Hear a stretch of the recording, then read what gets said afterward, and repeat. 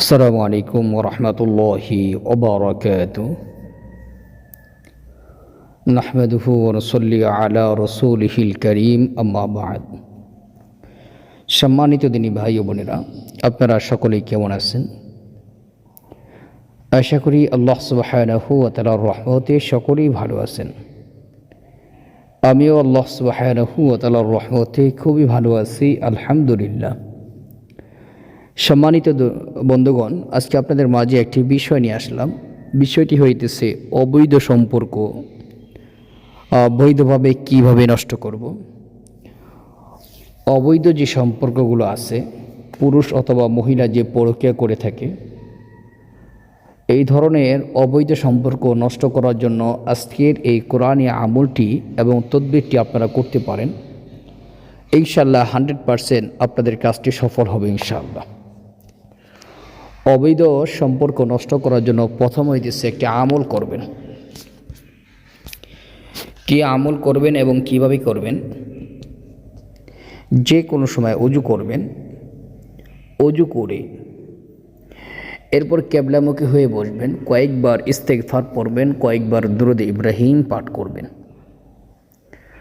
এরপর কোরআনে কারিমের একটি সূরা হইতেছে সূরা লাহাব, 30 নম্বর পারার একটি সূরা, ছোট্ট একটা সূরা।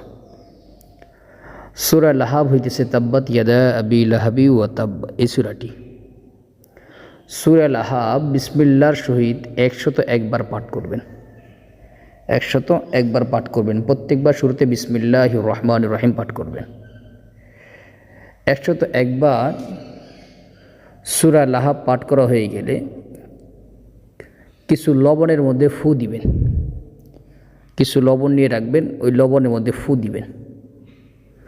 এরপরে এই লবণটা আগুনে যে কোনো পাত্র রাইখা, যেমন রুটি ভাজার তাওয়া বলেন বা অন্যান্য যে কোনো পাত্রের মধ্যে লবণটা রেখে আগুন দিবেন, নিচে আগুন জ্বালিয়ে দিবেন, আগুনের তাপ দিবেন। এই লবণগুলো একদম ভাজা ভাজা করবেন। একদম ভাজা ভাজা হয়ে গেলে এই লবণগুলো আবার রেখে দিবেন, ঠান্ডা করবেন। এরপর মাটির নিচে পুঁতে রাখবেন, সামান্য পরিমাণ গর্ত করে মাটির নিচে পুঁতে রাখবেন।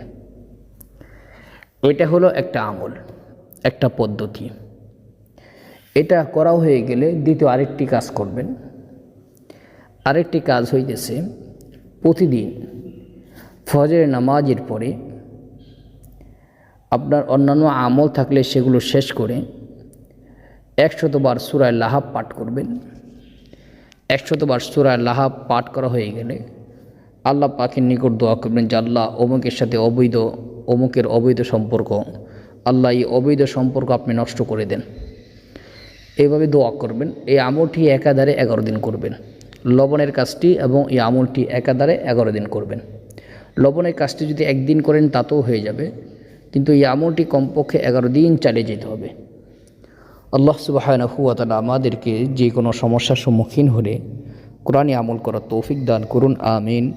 আসসালামু আলাইকুম ওয়া রাহমাতুল্লাহি ওয়া বারাকাতুহু।